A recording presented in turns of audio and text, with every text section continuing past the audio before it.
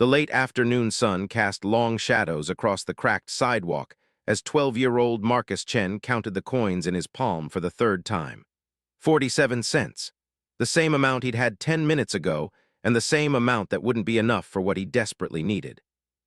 His younger sister Emma sat on the bus stop bench beside him, her thin frame hunched forward as she pressed both hands against her stomach. She hadn't complained once during their long walk from the free clinic, but Marcus could see the pain written across her pale face. The doctor had been clear. Emma needed to eat something substantial soon, or her blood sugar would drop to dangerous levels again. "I'm okay, Marcus," Emma whispered, though her voice shook slightly. "We can wait until we get home." Marcus knew that wasn't true.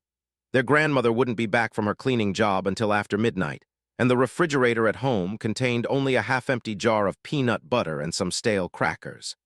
Emma had been sick for 3 days, barely keeping anything down, and now the doctor said she needed proper food to stabilize her condition.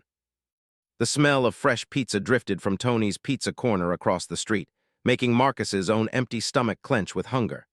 He'd walked past that red brick building hundreds of times, always pressing his face against the large front window to watch families inside sharing steaming pies and laughing together.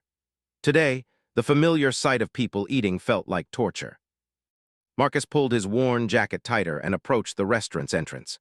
Through the glass door, he could see Tony Castellano behind the counter, his flour-covered apron stretched over his round belly as he slid another pizza into the massive oven. Tony had owned this place for 15 years, and Marcus had often wondered what it would be like to taste just one slice of that golden cheese and perfectly seasoned crust. The bell above the door chimed as Marcus stepped inside, immediately surrounded by warmth and the rich aroma of melting cheese and herbs. Several customers sat at red checkered tables, their conversations mixing with the soft, jazz music playing from speakers mounted on brick walls decorated with photos of Italy. "What can I do for you, son?" Tony called out from behind the counter, his thick Brooklyn accent filling the space between them. Marcus approached slowly, his worn sneakers squeaking against the black and white checkered floor.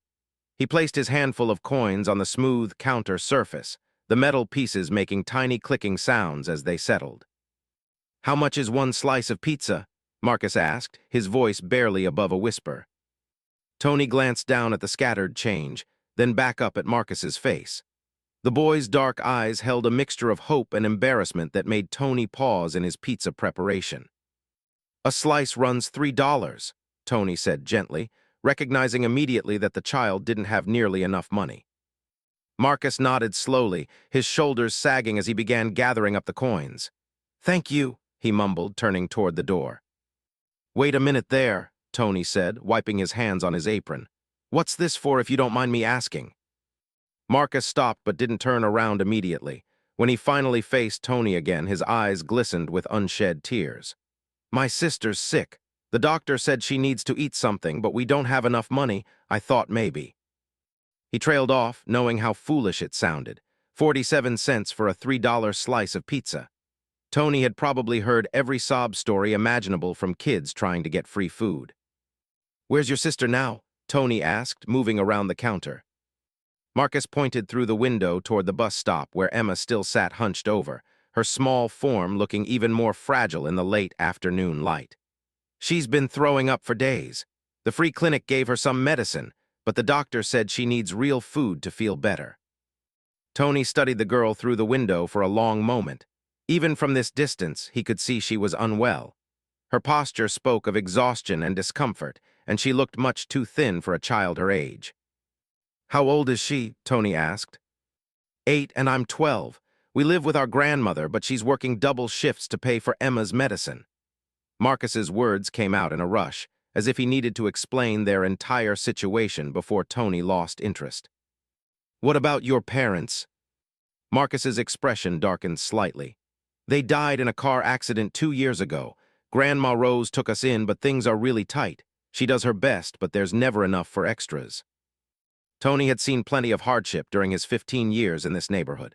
Families struggling to make ends meet, kids going hungry, parents working multiple jobs just to keep a roof over their heads. But something about this particular boy struck him differently.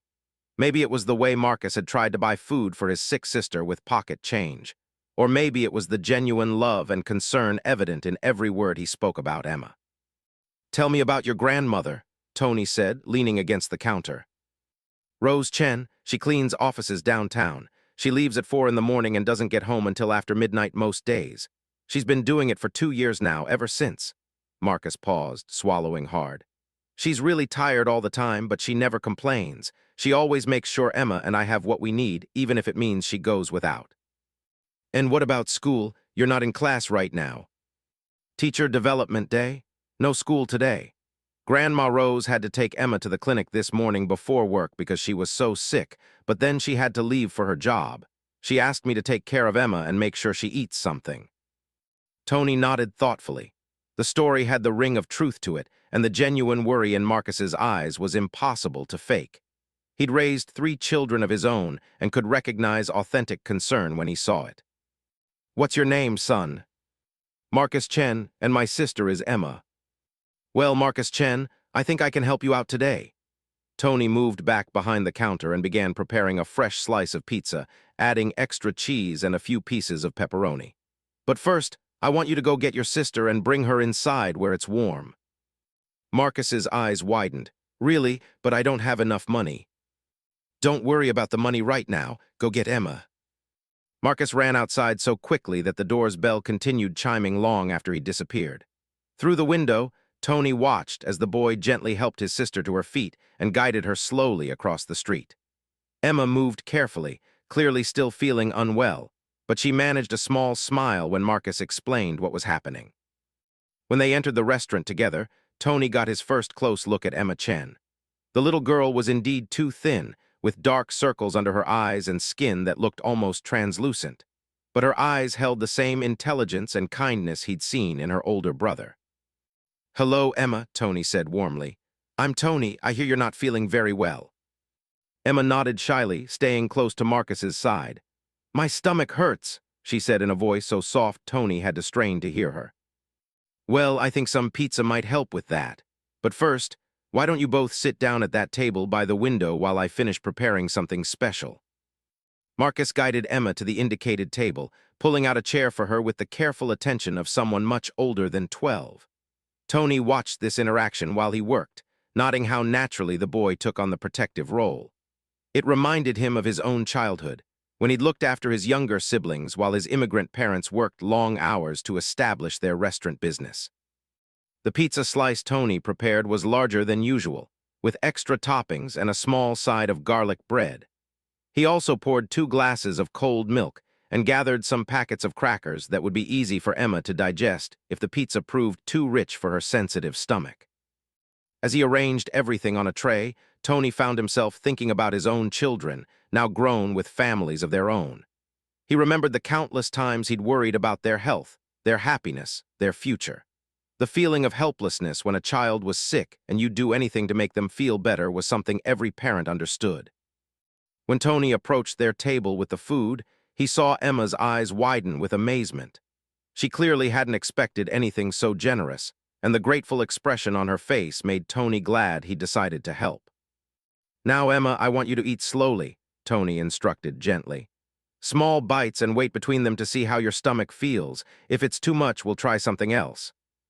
Emma nodded solemnly and took a tiny bite of pizza. The flavor seemed to surprise her, and she chewed thoughtfully before swallowing. "It's really good," she whispered to Marcus. "What do you say to Mr. Tony?" Marcus prompted. "Thank you so much," Emma said, looking directly at Tony with sincere gratitude. "This is the best pizza I've ever had." Tony smiled, though he suspected it might be the only pizza she'd ever had. "You're very welcome, sweetheart." As the siblings shared the meal, Tony returned to his work but kept watching them from the corner of his eye. Marcus broke off small pieces of his portion and gave them to Emma, making sure she ate more than he did. The boy's selflessness was remarkable for someone so young. Other customers came and went during the next hour, but Tony found his attention repeatedly drawn back to the Chen children. Emma's color gradually improved as she managed to keep the food down, and Marcus's worried expression began to relax as his sister showed signs of feeling better.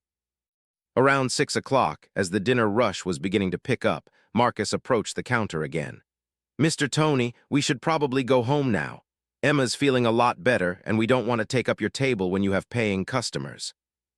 Before you go, Tony said, I want you both to know that you're welcome here anytime. And Marcus, I meant what I said about not worrying about the money today. Marcus reached into his pocket and pulled out the 47 cents again. I want to pay something. It's not right to take charity. Tony looked down at the earnest young face and recognized the pride that wouldn't allow the boy to accept a handout, even when his family desperately needed help.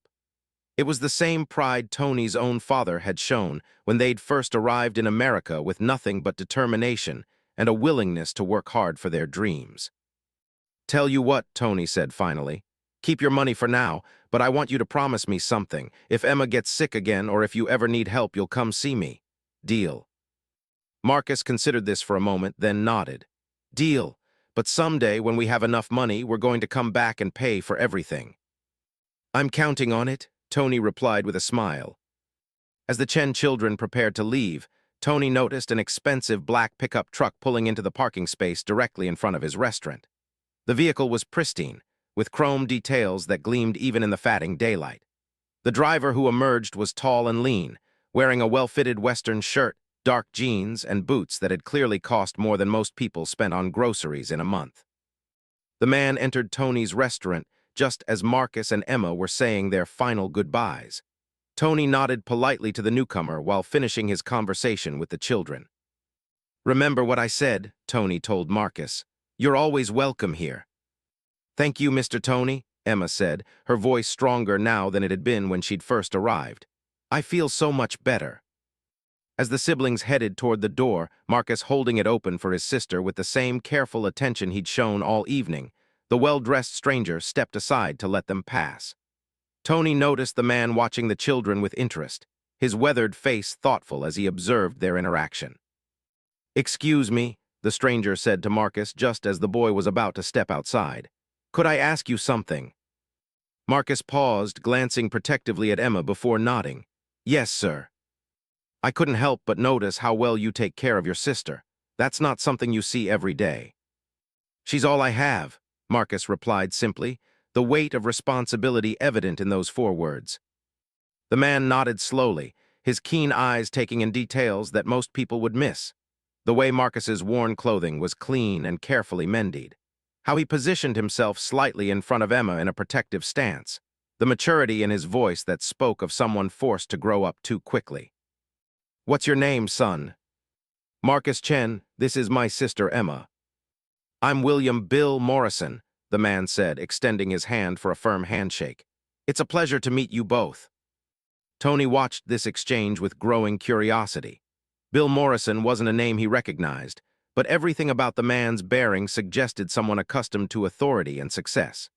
The way he carried himself, the quality of his clothing, and especially the expensive truck outside all spoke of significant wealth.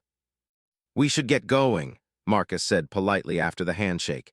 It's getting dark, and our grandmother will worry if we're not home soon. Of course, Bill replied. Travel safely. As the door closed behind the Chen children, Bill Morrison turned to Tony with a questioning expression. Those kids, they live around here. About 6 blocks east, Tony replied carefully. He'd learned to be protective of information about his customers, especially children. Can I get you something to eat? Large pepperoni pizza, please. And maybe you could tell me a bit about those too. I don't mean to pry, but I've got a good eye for character, and what I just saw impressed me. Tony began preparing the pizza while considering how much to share. Bill Morrison seemed genuinely interested rather than merely curious, and something about his straightforward manner encouraged trust. They're good kids, Tony said finally. Their parents died a couple years back and they're living with their grandmother. Times are tough, but they look out for each other. The boy was trying to buy food for his sick sister. With 47 cents, Tony confirmed. Kid had counted every penny, hoping it would be enough for one slice. When it wasn't, he was ready to walk away rather than ask for charity. Bill nodded thoughtfully as he watched Tony work. What did you do? Fed them both. The little girl needed real food, doctor's orders. And the boy, well, anyone who'd spend his last coins trying to help his sick sister deserves a break. You did the right thing, Bill said with approval. That kind of character is rare at any age, but to see it in a 12-year-old kid is something special. As Tony slid Bill's pizza into the oven, he found himself curious about this well-dressed stranger who seemed so interested in the Chen children. "You're not from around here, are you?" "No, I'm from about 2 hours west of here. Own a cattle ranch out that way. I was in town on business and decided to stop for dinner before heading home." Bill paused, then added, "I don't suppose you know anything about their living situation? Their grandmother worked nearby." Tony's protective instincts kicked in again. "Why do you ask?" Bill seemed to understand the caution and respected it. "Look, I know how this might sound, but I've been in business for 30 years, and I've learned to recognize quality when I see it. What I saw in that boy tonight, the way he put his sister's needs before his own, his politeness, his sense of responsibility, that's the kind of character you can't teach. It has to come from within. And I'm always looking for good people, not necessarily for work, you understand, but just good people who deserve a chance to succeed." Bill leaned against the counter, his expression serious. "I started with nothing myself, worked cattle ranches for other people for 15 years before I could afford to buy my own land. I know what it's like to struggle, and I know what a difference one opportunity can make in a person's life." Tony studied Bill's face carefully. In 15 years of running a restaurant, he'd developed a good sense for reading people, and everything about Bill Morrison suggested sincerity. Still, when it came to children, especially children as vulnerable as Marcus and Emma, caution was always the better choice. "Their grandmother's name is Rose Chen," Tony said finally. "She cleans offices downtown, works double shifts most days to support the kids and pay for medical bills." "Medical bills?" "The little girl's been sick a lot lately. Nothing too serious, I think, but doctor visits and medicine add up when you're already stretched thin." Bill nodded grimly. He knew all too well how medical expenses could devastate a family's finances, even one that was getting by before the crisis hit. The timer for Bill's pizza rang, and Tony carefully removed the bubbling pie from the oven. As he cut it into slices and boxed it up, he made a decision.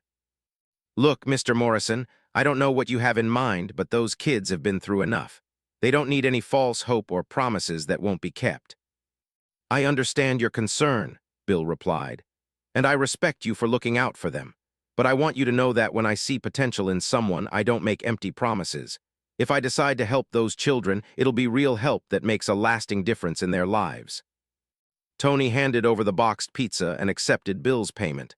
"What kind of help are you thinking about?" "I'm not sure yet.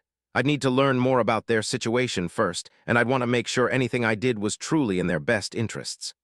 Bill picked up his pizza box and headed toward the door, then paused.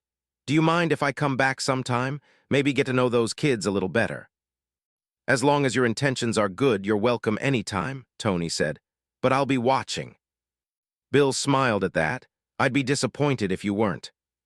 After Bill Morrison left, Tony found himself thinking about the unusual encounter. In his experience, wealthy people didn't usually take such personal interest in struggling children they'd met by chance. But there had been something genuine about Bill's concern, something that suggested his interest went beyond mere curiosity. As Tony cleaned up for the evening, he thought about Marcus and Emma Chen, probably walking home through increasingly dark streets to a small apartment where their grandmother wouldn't return until after midnight. He thought about Rose Chen, working punishing hours to keep her deceased daughter's children fed and housed and healthy. And he thought about Bill Morrison, driving home to what was probably a comfortable ranch house, but carrying with him the memory of a 12-year-old boy who tried to buy pizza for his sick sister with pocket change. Sometimes, Tony reflected, the most important meetings happened by pure chance. Sometimes a moment of kindness could set in motion events that would change lives in ways no one could predict. As he turned off the lights and locked up his restaurant, Tony found himself hoping that tonight had been the beginning of something good for the Chen family. The next morning would bring new challenges for Marcus and Emma, new struggles for their grandmother Rose, and new decisions for Bill Morrison. But tonight, for the first time in days, Emma Chen would sleep with a full stomach, and Marcus would rest knowing he'd found someone willing to help when they needed it most. That, Tony thought as he walked to his own car, was worth more than any amount of money. Rose Chen arrived home at 12:47 a.m. to find both children sleeping peacefully in their shared bedroom. Emma's fever had broken, and for the first time in days, she wasn't tossing restlessly or calling out from nightmares. Marcus had fallen asleep sitting up against the wall beside his sister's bed, still wearing his clothes from the day, clearly having stood guard throughout the evening. Rose carefully lifted Marcus onto his own bed and pulled a thin blanket over both children before allowing herself to collapse into the single chair in their tiny living room. Her back ached from 14 hours of cleaning office buildings. Her hands were raw from industrial cleaning chemicals, and her feet throbbed in the worn shoes that were 2 sizes too small, but all she could afford. Still, seeing Emma's peaceful sleep made every painful step of the long day worthwhile. When she dropped the children at the clinic that morning, the doctor had warned that Emma's condition could worsen quickly without proper nutrition. Rose had spent the entire day worrying about how she'd find money for both medicine and food, especially with rent due in 3 days. The next morning, Marcus woke before dawn to find his grandmother already gone for another double shift. Emma was sitting up in bed, her color much improved and her appetite finally returning. The pizza from Tony's restaurant had worked exactly as the doctor predicted, stabilizing her blood sugar and allowing her body to begin healing properly. "I'm hungry," Emma announced, the first time she'd said those words in almost a week. Marcus smiled with relief and prepared their usual breakfast of peanut butter crackers and water. As they ate, Emma chatted about feeling better, about wanting to go back to school, about the kind man at the pizza place who had helped them. Her renewed energy filled Marcus with hope that their worst days might be behind them. After walking Emma to school, Marcus headed to his own classes at the middle school 6 blocks away. The day passed normally until lunch period, when he discovered that his free meal card had been suspended due to incomplete paperwork. Standing in the cafeteria line with no money and no food, Marcus felt the familiar weight of responsibility settling on his shoulders again. Rather than ask for help or draw attention to his situation, Marcus spent lunch period in the library, telling himself that missing one meal wasn't important as long as Emma was getting better. He'd grown accustomed to being hungry, and one more skipped meal wouldn't hurt anything. That afternoon, after collecting Emma from school, Marcus decided to walk past Tony's Pizza Corner on their way home. He wanted to thank Tony again for his kindness, and part of him hoped the restaurant owner might remember them. As they approached the familiar red brick building, Marcus noticed the same expensive black truck parked outside that had been there the previous evening. Through the large front window, Marcus could see Tony talking with the well-dressed man who had introduced himself as Bill Morrison. The conversation appeared serious, and both men occasionally gestured toward papers spread across one of the red checkered tables. "Should we go in?" Emma asked, tugging on Marcus's jacket sleeve. Marcus hesitated. He didn't want to interrupt what looked like important business, and he was acutely aware that they still had no money to buy anything. But Tony had told them they were always welcome, and Marcus had been raised to express gratitude properly. The bell above the door announced their arrival, and both Tony and Bill Morrison looked up from their discussion. Tony's face immediately brightened with a genuine smile. "Marcus, Emma, how are you feeling today, sweetheart?" Tony called out. "Much better, thank you," Emma replied, moving closer to the counter. "The pizza made my stomach feel good, just like you said it would." "I'm glad to hear it," Tony said warmly. "And Marcus, you look like you've had a good day, too." Marcus nodded, though in truth he'd been fighting a headache from hunger for the past several hours. "We wanted to thank you again for yesterday." Emma slept through the whole night for the first time in weeks. Bill Morrison had been observing this exchange with keen interest. The genuine affection between Tony and the children was obvious, and the respectful way Marcus expressed gratitude confirmed Bill's initial impression of the boy's character. "Marcus," Bill said, standing up from the table, "I was hoping I might run into you again. Do you and Emma have a few minutes to talk?" Marcus glanced at Tony, who nodded encouragingly. "I suppose so, sir. Is everything okay?" "Everything's fine," Bill assured him. "I was just telling Tony here about my ranch, and I got to thinking that you might find it interesting. Would you like to hear about it?" Emma's eyes lit up with curiosity, and Marcus found himself nodding despite his wariness. Bill Morrison seemed genuine enough, and Tony's presence made the situation feel safe. "Why don't you all sit down?" Tony suggested, indicating the table where Bill had been sitting. "I'll bring over some milk for the kids." As they settled around the table, Bill spread out several photographs showing vast green pastures, horses grazing in the distance, and a large ranch house surrounded by mature oak trees. Emma leaned forward with fascination, having never seen anything like the wide-open spaces captured in the images. "This is the Silver Creek Ranch," Bill explained. "It's about 2 hours west of here near a town called Millerville. I've been running cattle there for 15 years now." "It's beautiful," Emma breathed, touching one of the photos gently. "Are those really your horses?" "Some of them," Bill confirmed. "We keep about 30 horses for working the cattle, plus a few just for riding. Do you like horses, Emma?" "I've never seen a real one," she admitted. "Only in pictures and movies. Are they as big as they look?" Bill smiled at her wonder. "Bigger, actually, but most of them are gentle as lambs once they get to know you. Marcus, what do you think?" Marcus studied the photographs carefully, trying to understand why this successful rancher was showing them pictures of his property. The images were impressive rolling hills that seemed to stretch forever, animals roaming freely, buildings that looked solid and permanent. It was a world completely different from the narrow streets and cramped apartments of their neighborhood.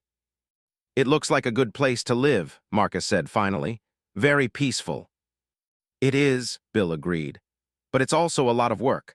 Running a ranch takes dedication, responsibility, and the ability to handle difficult situations. Those are qualities I don't find in everyone." Tony returned with 2 glasses of milk and a plate of fresh breadsticks, setting them in front of the children. Marcus noticed the kindness in the gesture and made a mental note to find some way to repay Tony's continued generosity. "The thing about ranch work," Bill continued, "is that it teaches valuable life skills. How to care for animals, how to fix things when they break, how to work as part of a team, how to handle responsibility. Those lessons stay with a person for the rest of their life." Marcus was beginning to sense that this conversation was leading somewhere specific, but he couldn't quite grasp what Bill Morrison had in mind. "That sounds like important work, sir." "It is, and it's the kind of work that builds character in young people. In fact, I've been thinking about starting a program at the ranch, bringing in kids from the city for a few weeks during the summer, letting them experience ranch life and learn some valuable skills." Emma nearly bounced in her chair with excitement. "You mean like a camp, with horses and everything?" "Something like that," Bill said, his eyes twinkling at her enthusiasm. "Of course, it would need to be the right kind of kids, young people with good character who would appreciate the opportunity and work hard to make the most of it." Marcus felt his heart rate increase as he began to understand what Bill might be suggesting. The idea of spending time at a real ranch was almost too wonderful to believe, but experience had taught him to be cautious about offers that seemed too good to be true. "That sounds amazing," Marcus said carefully, "but I'm sure there would be lots of kids who'd want to do something like that." "There would be," Bill agreed.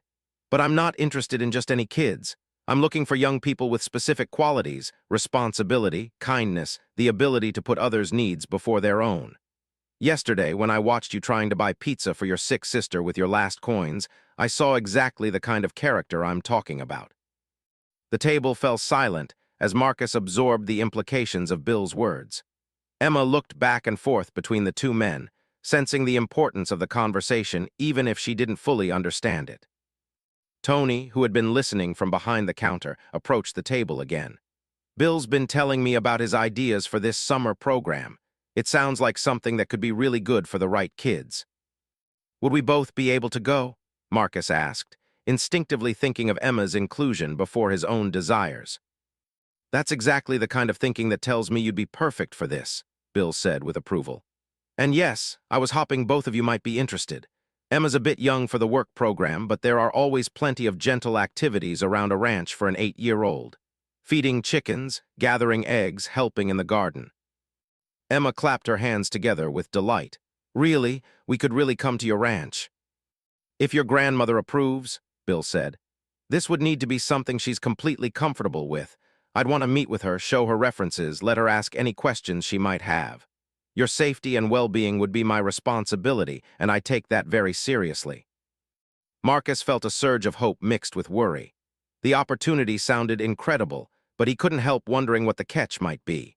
In his experience, adults who made generous offers usually wanted something in return, and the Chen family had nothing valuable to give. "Mr. Morrison," Marcus said slowly, "what would you expect from us? I mean, if we came to your ranch, what would we need to do?" "Good question," Bill replied, respecting Marcus's careful approach. For you, Marcus, I'd expect honest work. Help with feeding the animals, maintaining equipment, learning to ride and care for horses, assisting with various ranch tasks. It wouldn't be easy. Ranch work starts early and ends late, and it's physically demanding. But it's also rewarding, and you'd learn skills that could serve you for the rest of your life. And for Emma would have lighter responsibilities appropriate for her age. But more importantly, both of you would have the chance to experience a different way of life.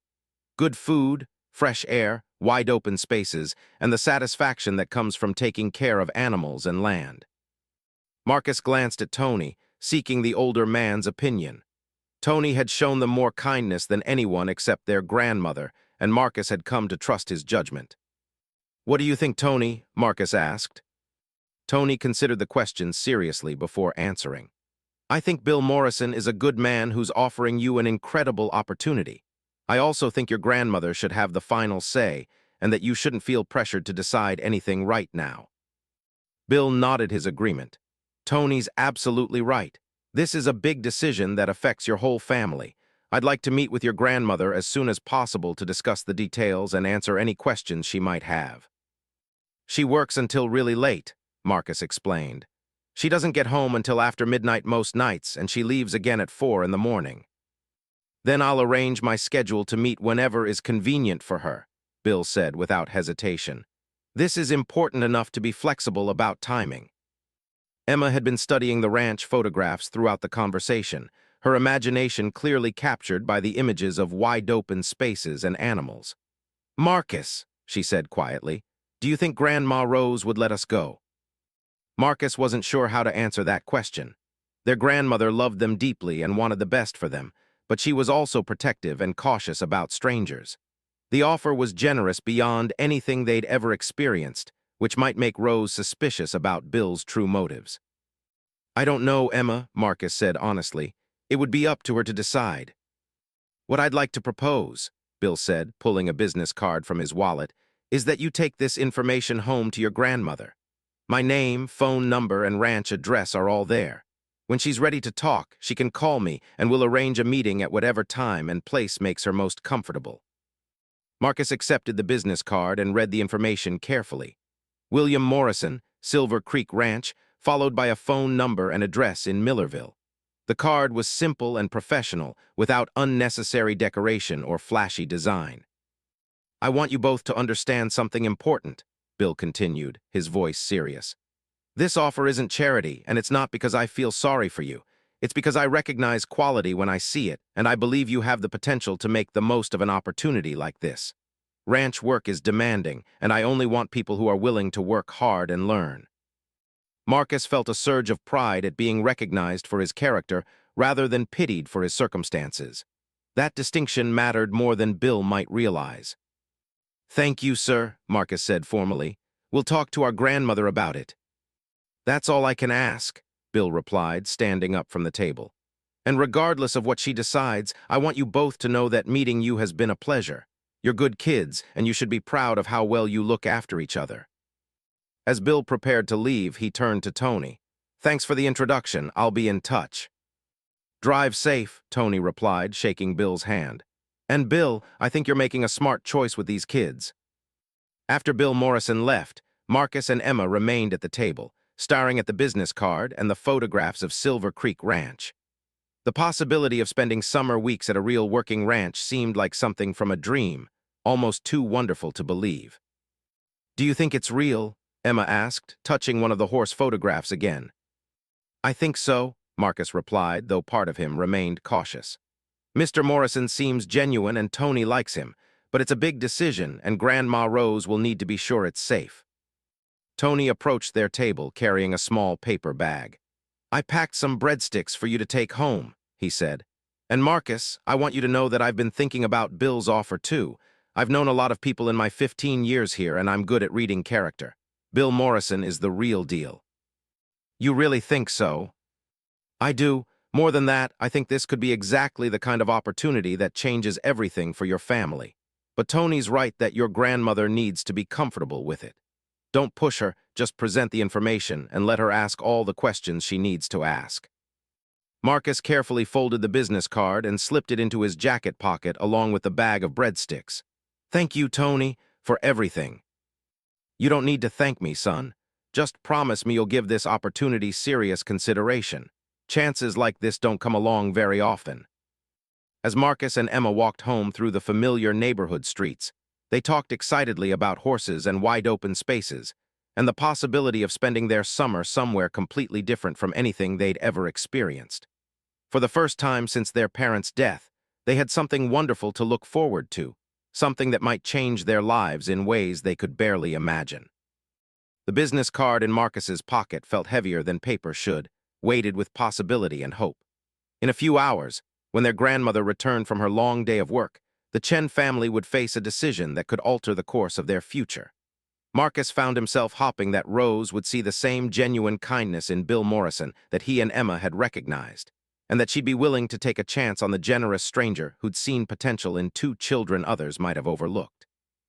That evening, as Marcus waited for his grandmother to come home, he pulled out the business card repeatedly, studying Bill Morrison's name and contact information. The photographs of Silver Creek Ranch were spread across their small kitchen table, and Emma had already begun imagining herself feeding chickens and riding gentle horses. For the first time in 2 years, the Chen family had been offered something more than mere survival. They'd been offered opportunity, adventure, and the chance to discover capabilities they didn't even know they possessed.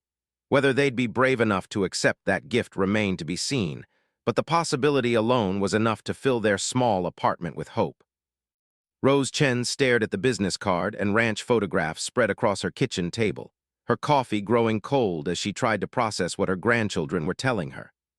At 1:15 a.m., after another exhausting day of cleaning office buildings, the last thing she'd expected was to hear about a wealthy rancher offering her grandchildren a summer at his ranch.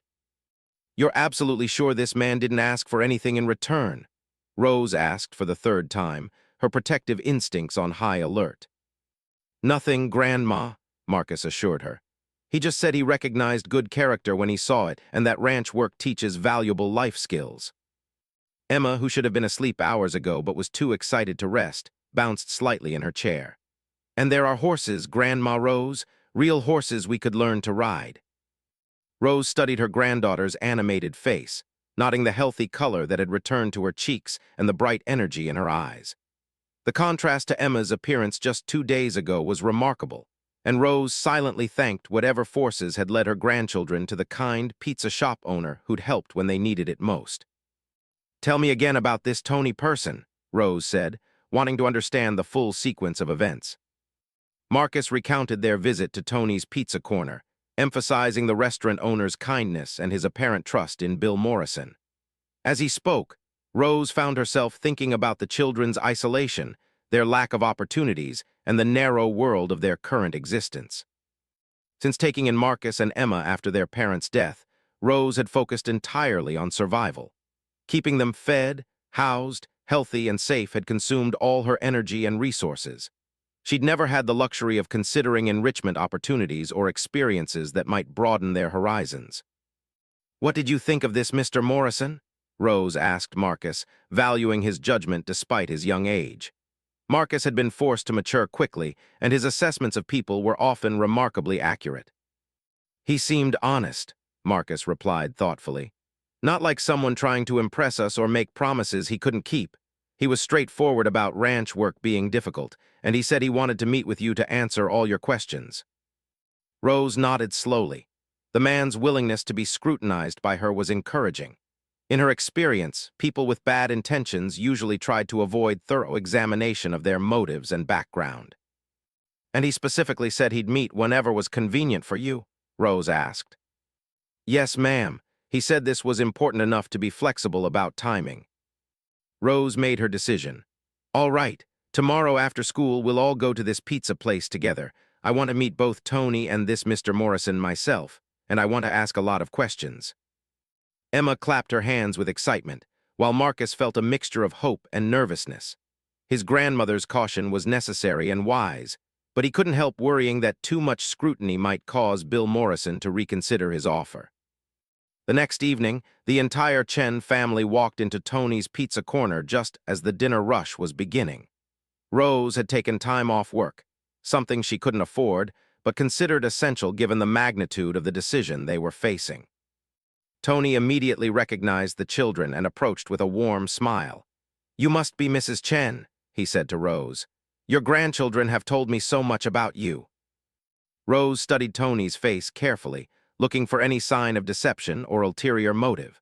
What she saw was genuine warmth and concern, the expression of someone who'd taken a personal interest in her family's welfare. "They tell me you've been very kind to them," Rose said simply. "They're good kids," Tony replied.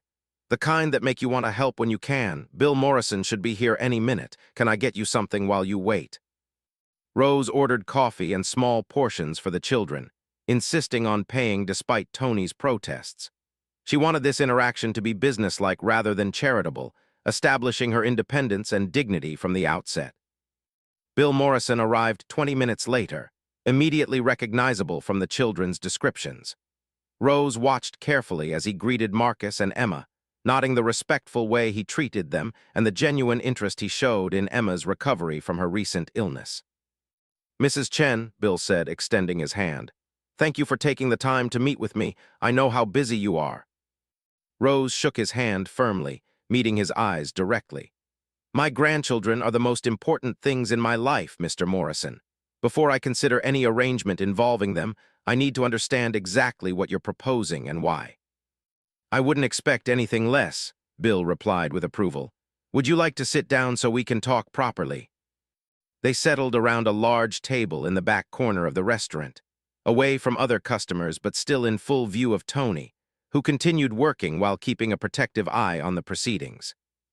"First," Rose said without preamble, "I want to know why you're interested in my grandchildren specifically. You don't know us, and this seems like an extraordinarily generous offer to make to strangers." Bill had clearly anticipated this question and answered directly. 2 evenings ago, I watched a 12-year-old boy try to buy pizza for his sick sister with 47 cents.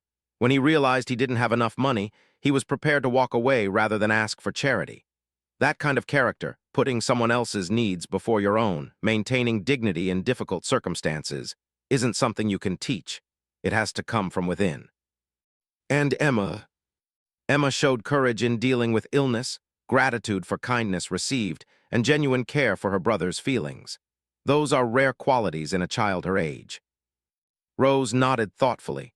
Bill's observations were accurate, and his reasons seemed genuine rather than manipulative. "Tell me about your ranch," Rose said. "Not what you'd show to impress someone, but what daily life there is really like." Bill spent the next 30 minutes providing detailed information about Silver Creek Ranch. He described the physical demands of ranch work, the early morning starts, the sometimes difficult weather conditions, and the real responsibilities that would be expected of Marcus. "I won't lie to you, Mrs. Chen," Bill said seriously. "Ranch work is hard. Marcus would be doing real jobs that need to be done properly. If he couldn't handle the work or if he wasn't willing to put in the effort, the arrangement wouldn't work out." "And what about Emma?" "Emma would have age-appropriate responsibilities, but more importantly, both children would be part of a different way of life. They'd eat regular meals, get plenty of exercise and fresh air, learn to care for animals, and experience the satisfaction that comes from meaningful work."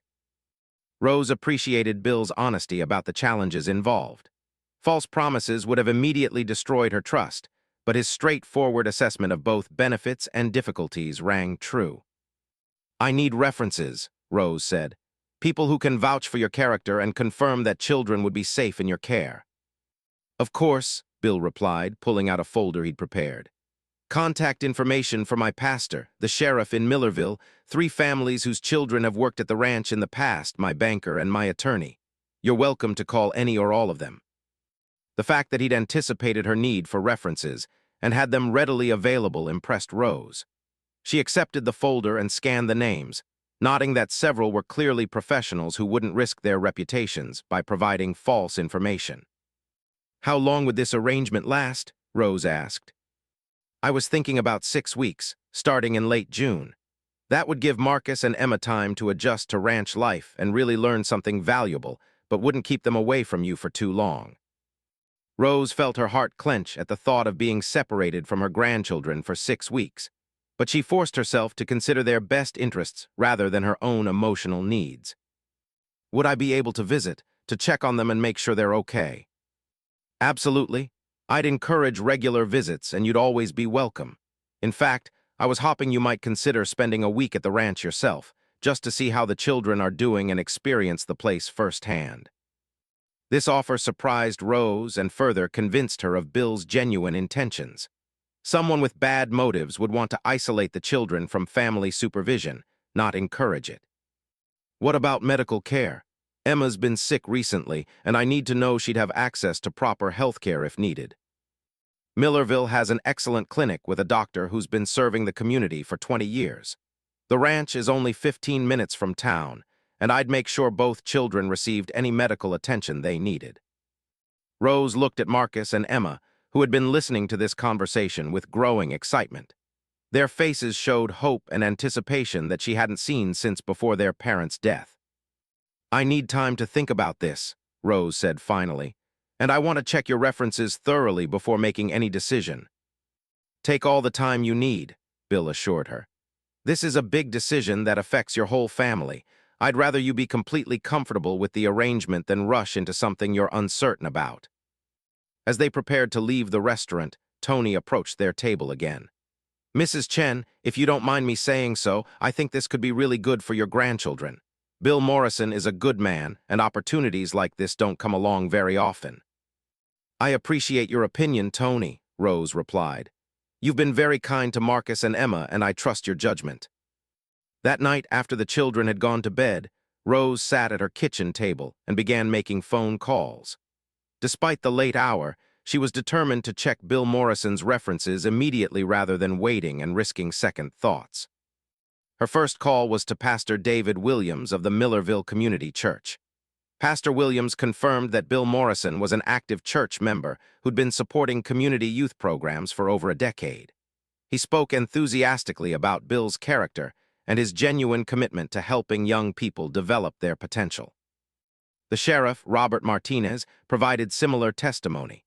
He'd known Bill for 15 years and described him as one of the most trustworthy citizens in the county. When Rose asked specifically about the safety of children at the ranch, Sheriff Martinez assured her that several local families had sent their teenagers to work for Bill, and all had returned home with glowing reports of their experiences. The three families Bill had listed as references all told similar stories. Their children had worked at Silver Creek Ranch during previous summers and had returned home with increased confidence, valuable life skills, and nothing but positive things to say about their treatment by Bill Morrison.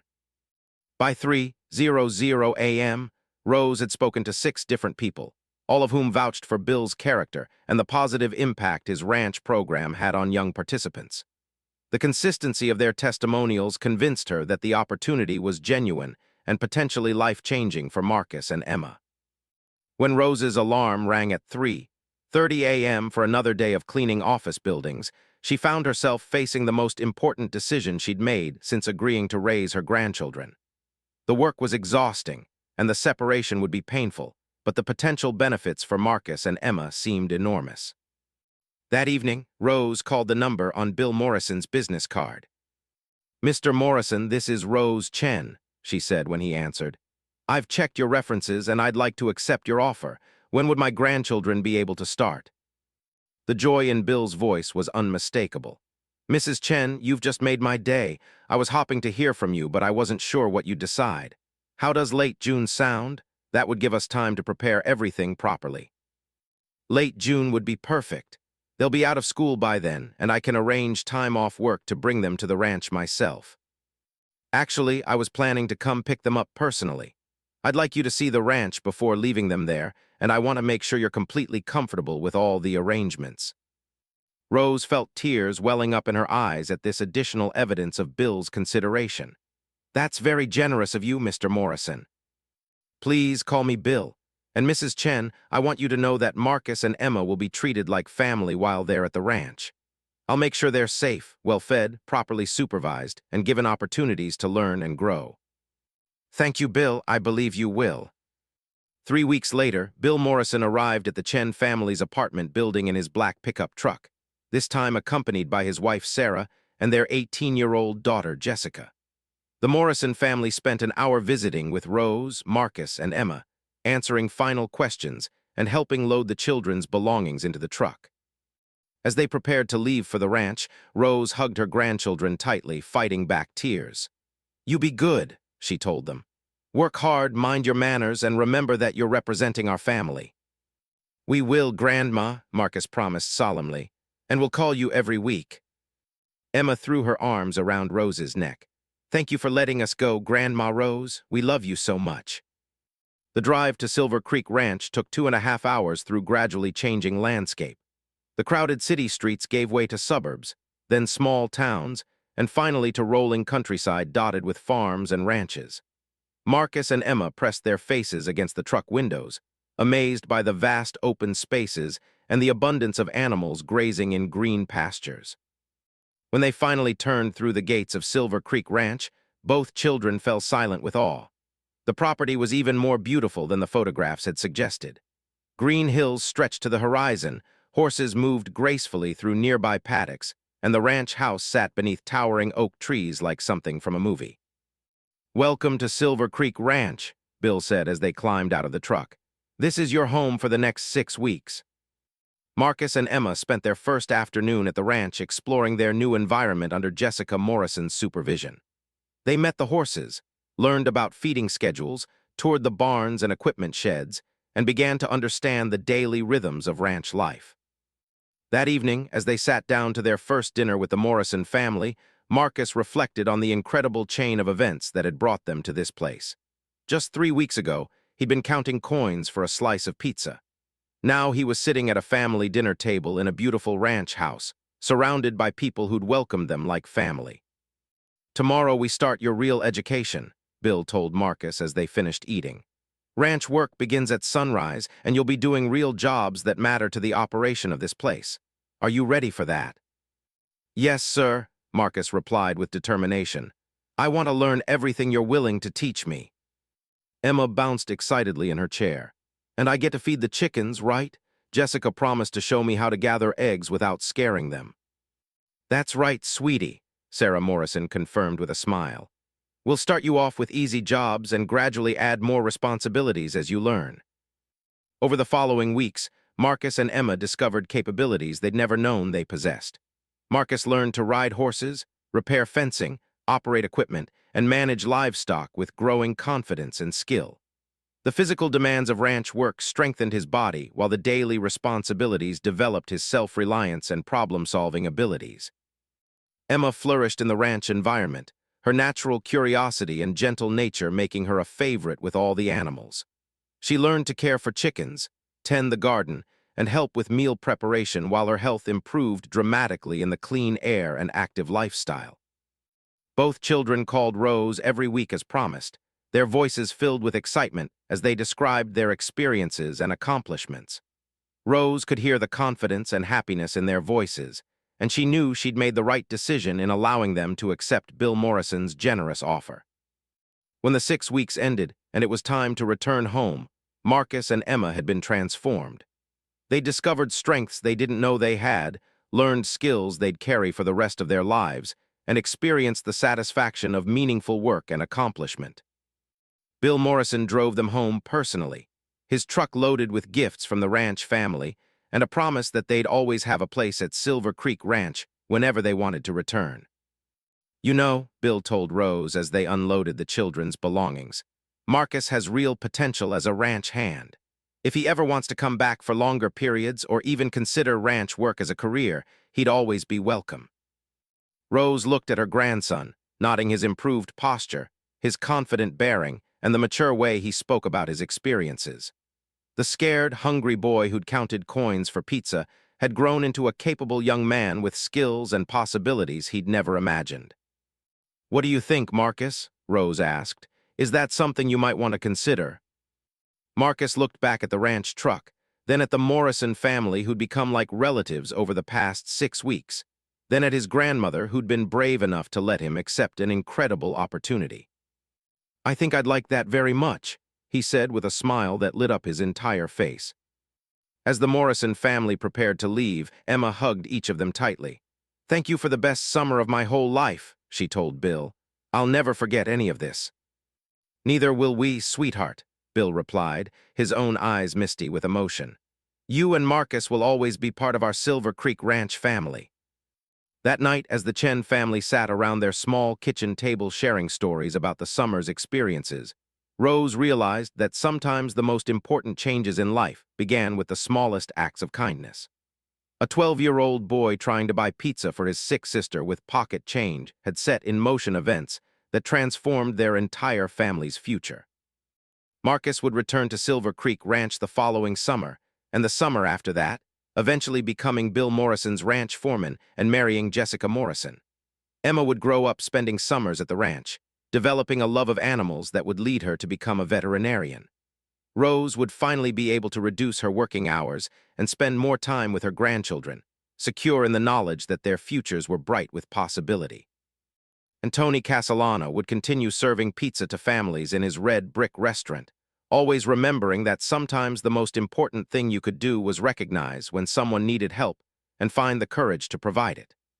The Chen family would visit his restaurant regularly for years to come, always ordering pizza, but never forgetting that it was Tony's kindness that had made everything else possible. Sometimes, they would all agree, the most wonderful changes in life began with the simplest acts of human compassion.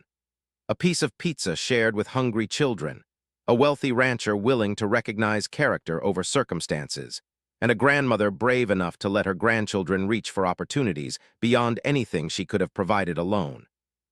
That was the real magic of their story.